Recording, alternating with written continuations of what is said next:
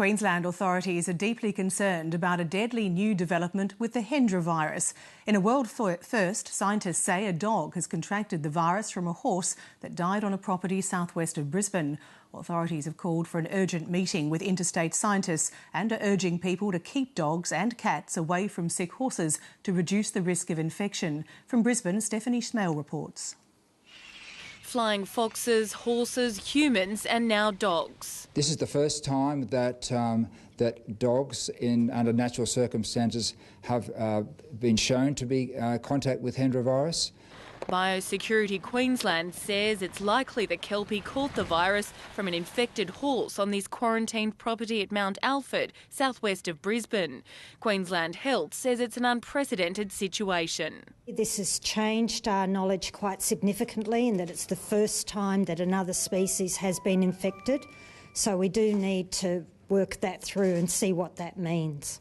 The discovery is raising questions about whether humans are now at greater risk of contracting the Hendra virus. But Queensland Health says it would be harder for dogs to pass the virus on. We know about the risks from horses. We don't really know the risks from other animals, but we do know that humans need to be exposed to a very large amount of the virus. Authorities say the family pet will have to be put down. You can imagine keeping a dog alive that's potentially got a virus that can infect the family or affect people that are dealing with it. So there's a really high risk in actually keeping that dog alive.